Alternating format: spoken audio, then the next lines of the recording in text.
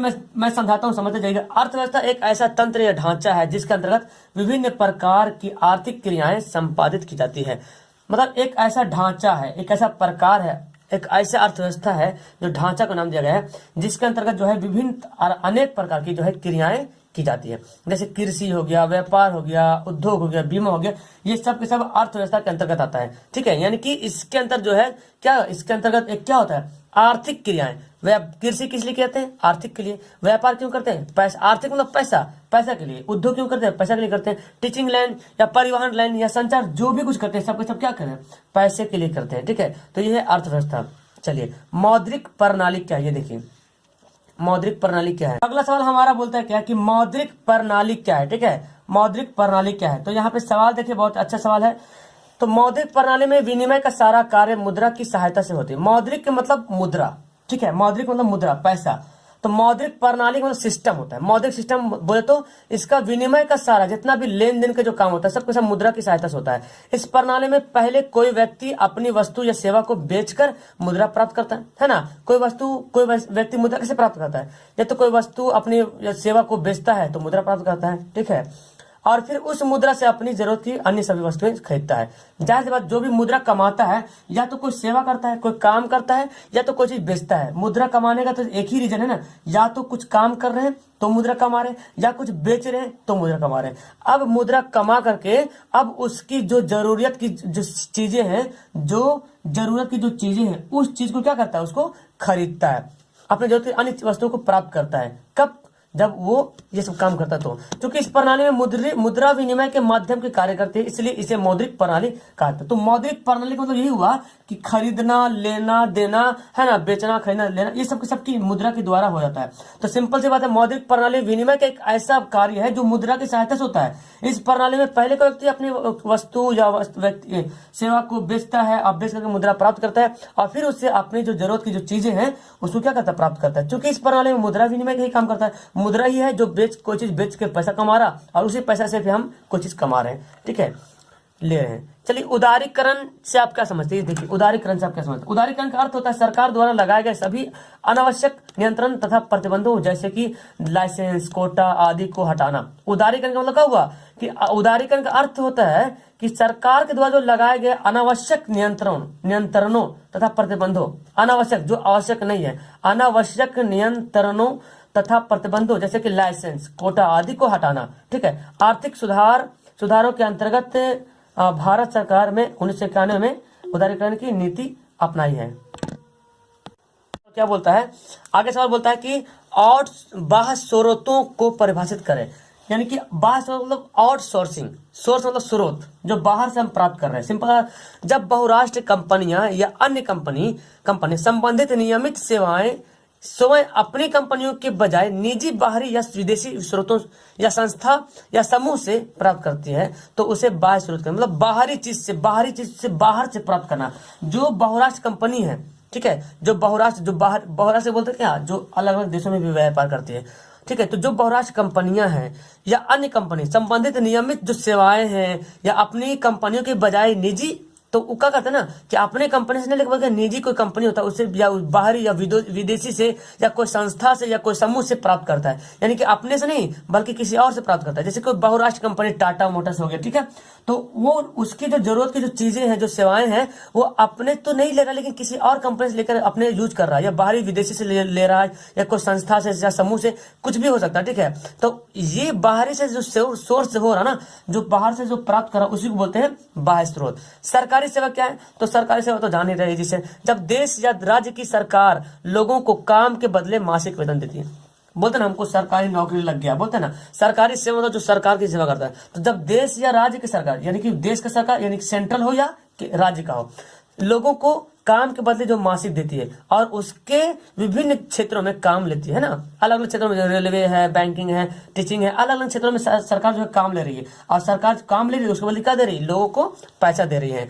तो इस सरकारी से तो इसी को क्या बोलते हैं, सरकारी सेवा कहते हैं। जैसे सैन्य सेवा है ना, रेल सेवा, शिक्षा विभाग, वित्त, बैंकिंग, ये सब क्या है, सरकारी सेवा है डियर। समझा रहा है सरकारी सेवा। तो ये तो इजी से आप लिख सकते हैं कि सरकारी सेवा क्या है, सरकार के अंतर्गत जो लोग काम करते हैं और काम के बदले उसको सरकार जो है मासिक वेतन देता है और उनसे जो है अलग अलग क्षेत्रों में काम लेते हैं। जैसे कि आपको सैन्य सेवा हो गया है ना, जो सेना लोग काम करते हैं वो क्या सरकारी सेवा है। शिक्षा हो गया, जो टीचर पढ़ाते हैं, स्वास्थ्य हो गया जो मेडिकल हॉस्पिटल में मिलता है आपको, वित्त हो गया है ना, बैंकिंग हो गया, ये सब हो गया।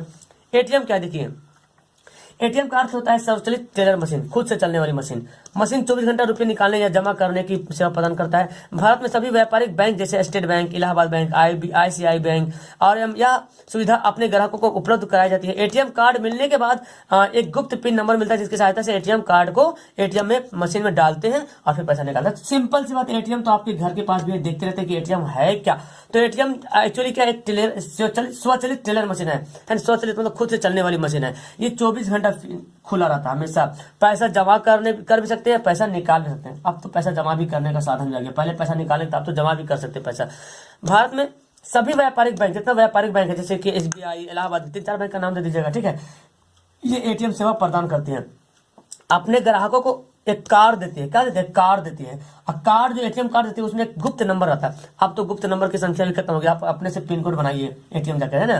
तो इसकी सहायता से एटीएम हम इस्तेमाल करते हैं, जिस टाइम मर्जी उस टाइम पैसा निकालते हैं। हमको बिस्किट खाना है तभी पैसा निकाल सकते हैं। चलिए ठीक है। अच्छा, बहुराष्ट्रीय कंपनी देखिए आ गया ना, बहुराष्ट्रीय कंपनी। बहुराष्ट्रीय मतलब क्या समझे, जो अलग अलग देशों में भी व्यापार करता है। बहुराष्ट्रीय कंपनी वह है जो एक से अधिक देशों में उत्पादक पर नियंत्रण व स्वामित्व रखता। सिंपल वही बात है कि एक देश में भी कर रहा है और दूसरे देश में, जैसे कि कोई मोटर्स ले लीजिए, टाटा मोटर्स ले लीजिए, कुछ और मोटर्स ले लीजिए, तो जो अपने देश में भी उत्पादक कर रहा और दूसरों देश पर भी जाकर अपना मतलब कंपनी खोल लिया है, ब्रांच खोल लिया है और उसका मालिक बना हुआ दूसरे देश में भी जाकर के। जैसे फोर्ड मोटर्स, सैमसंग भी हो गया, कोका कोला है ना, सैमसंग, कोका कोला, नोकिया आदि बहुराष्ट्रीय कंपनियां उत्पादन लागत में कमी करने एवं अधिक लाभ कमाने के उद्देश्य से उन जगहों पर देशों में उत्पादन के लिए कारखाना स्थापित करती है ना। मतलब जो बहुराष्ट्रीय कंपनी जो होती है पैसा कमाने के लिए क्या, जैसे कोका कोला। अब कोका कोला जो बाहरी कंपनी है, तो ऐसा नहीं कि भारत में भी बनती है कोका कोला, बस वो कंपनी, कोका कोला की कंपनी भारत में भी स्थापित हुई है और वो कंपनी अपने अंदर में काम करवा रही है और वो कोका कोला बनवा रही है। और उस कोका कोला में जहां के कंपनी है, जहां के सैमसंग मोबाइल है, जहां के नोकिया है, उसका वहां पे मोहर लग जाता है, ठीक है। तो अब तक आप अधिक उत्पादन लागत करके अपनी जो है अधिक लाभ कमाने की कोशिश करता है। अलग अलग देशों में कंपनी का स्थापित करता है, कारखाना स्थापित करती है, जहां उन्हें सस्ता श्रम मतलब सस्ता मेहनत मिल जाता है, सस्ता कच्चा माल, क्योंकि जहां से उसको कच्चा माल प्राप्त करना है वही सोचता है कि हम कंपनी को स्थापित करें ताकि हम ज्यादा माल पैसा कमा पाए, ठीक है। प्रति व्यक्ति की आय क्या है, बहुत सिंपल इसका सवाल है जी। प्रति व्यक्ति आय क्या है कि राष्ट्रीय आय में देश की कुल जनसंख्या से भाग देने पे जो भारत की कुल आय यानी कि अपने देश का कुल आय, या तो किसी भी देश का बोलो, राष्ट्रीय मतलब भारत नहीं बोलेंगे, राष्ट्रीय मतलब किसी भी देश का, अपने देश का राष्ट्रीय आय में जो देश का जो आय हो रहा, तो देश की कुल जनसंख्या से भाग देंगे तो जो भागफल हमको प्राप्त होता है उसको क्या बोलते हैं, राष्ट्रीय आय, प्रति व्यक्ति आय बोलेंगे। इसका आकलन निम्न प्रकार करते हैं, फॉर्मूला है प्रति व्यक्ति आय का कि राष्ट्रीय आय बटा देश की कुल आय, है ना, राष्ट्रीय आय बटा देश की कुल आय। वस्तु विनिमय प्रणाली क्या है, वस्तु विनिमय मतलब विनिमय मतलब क्या होता है, लेन देन।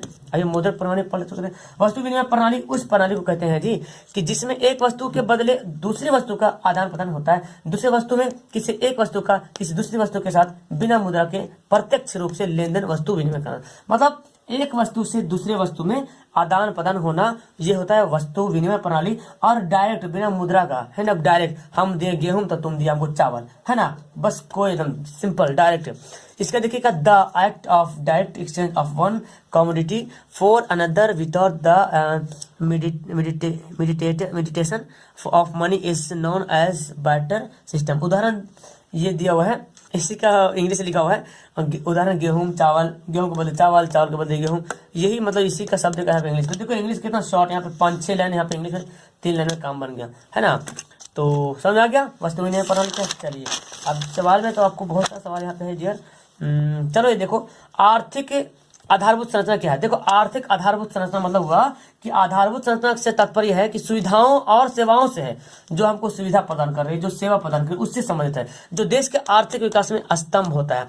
मतलब देश के जो आर्थिक विकास के लिए एक स्तंभ है, एक पिलर है, ठीक है, उसको बोलते हैं आर्थिक आधारभूत संरचना। ठीक है। और ये या तो सुविधा या तो सेवा प्रदान करते हैं, जो देश के आर्थिक विकास के एक स्तंभ है। जैसे देखिए वित्त हो गया, ऊर्जा, यातायात, संचार, शिक्षा, स्वास्थ्य, नागरिक, ये सब का ये देश के लिए जो है ना एक आर्थिक विकास का एक स्तंभ है। तो इसको बोलते हैं आर्थिक आधारभूत संरचना, मतलब एक ऐसा आधार जो देश के आर्थिक व्यवस्था में विकास करता है, आर्थिक में विकास करता है। चलिए, सहकारिता से आप क्या समझते हैं? सहकारिता का अर्थ होता है एक साथ मिलजुल कर कार्य करना। सह मतलब एक साथ, सह मतलब एक साथ होता है। सहकारिता का अर्थ होता है एक साथ मिलकर जुलकर काम करना, लेकिन अर्थशास्त्र में इस शब्द का प्रयोग अधिक व्यापक अर्थ में किया जाता है कि सहकारिता का जो मिलजुल कर काम करना, लेकिन अर्थव्यवस्था में इसका अलग ही इसका है अधिक व्यापक अर्थ किया जाता है। ठीक है, इस सहकारिता वह संगठन है जिसके द्वारा दो या दो से अधिक व्यक्ति स्वेच्छा पूर्वक मिलजुल कर समान स्तर पर आर्थिक हितों की वृद्धि करते हैं, है ना। यानी कि दो या दो से अधिक व्यक्ति मिल जाते हैं और मिल करके जो आर्थिक हितों की वृद्धि करते हैं। इस प्रकार सहकारिता उस आर्थिक व्यवस्था को कहते हैं जिसमें मनुष्य किसी आर्थिक उद्देश्य की पूर्ति के लिए मिलजुल कर काम करता है। मतलब बात वही, यहाँ पे तो सहकारिता का मतलब हुआ कि मिलजुल कर काम करना, है ना, मिलजुल कर। लेकिन अब जो है ना अर्थव्यवस्था में सहकारिता का मतलब है कि आर्थिक पैसा कमाने के लिए दो या दो से ज्यादा आदमी मिल गए और मिल करके पैसा कमा रहे हैं, उसको बोलते हैं सहकारिता। सिंपल सा वर्ड यहाँ पे बोला गया। उपभोक्ता के शोषण के कौन कौन से तरीके हैं, यानी कि उपभोक्ता को शोषण कैसे किया जाता है, कंज्यूमर को कैसे शोषण करते हैं दुकान वाले या कोई भी हो ना। तो देखिए, पहले मिलावट कर रहे हैं, दाल है, चना है, उसमें कुछ और मिला दिया, है ना, मिलावट की। गेहूं है तो जौ मिला दिया, वही होता मिलावट की समस्या। महंगी वस्तुओं में मिलावट करके उपभोक्ता का शोषण करता है। महंगी वस्तु है तो आप उसको सस्ती में, आप बोले अरे यार ये महंगी वस्तु हमको सस्ती में दीजिए ना, तो दुकान वाला बेचारा वो भी तो मजबूरी हो जाएगा, तो क्या बोलेगा, लो सस्ते में, तो उसके लिए कुछ मिला देगा। अब दूध है, अच्छा दूध है, आप लेने जा रहे हैं तो सस्ते में खोजेगा तो उसमें पानी मिला देगा, तो लीजिए सस्ते में। तो वही होता है, मिलावट की समस्या उत्पन्न हो रहा है। तो कभी कभी तो ग्राहक को पता नहीं होता, पैसा दे दिए होते लेकिन पैसे शोषण हो रहा है आपको।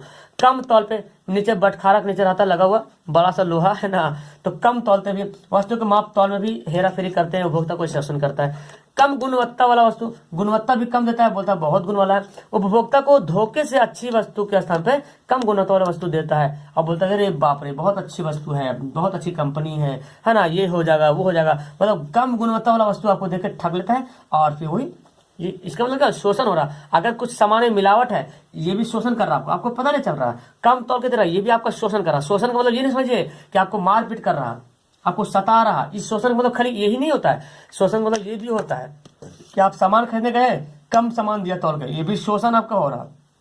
ऐसे सुनते आ रहे हैं ना कि इस मजदूरों का श्रमिक का शोषण किया जा रहा, मतलब उसको जबरदस्ती काम कराया जा रहा, जितना मर्जी उतना काम कराया जा रहा, वो भी शोषण है। और यहाँ पे ये एकदम महीन शोषण है, कम तौल के देगा, वो भी शोषण हो रहा। देखिए ऊंची कीमत, अब कीमत ज्यादा बढ़ा देगा, ऊंची कीमत द्वारा ये भी ऊंची कीमत करके भी उपभोक्ता का शोषण करते हैं, है ना। अधिक कीमत बढ़ा दिया, उसका भी शोषण कर रहा।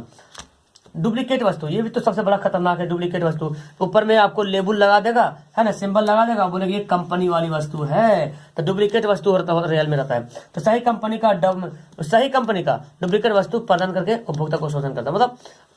मतलब क्या है, सामान खराब है या सामान डुप्लीकेट है और अच्छा कंपनी वाला वहां पे लेबल लगा दिया, अब बोला क्या ये अच्छी कंपनी वाली है और है वहां पे क्या डुप्लीकेट है। इससे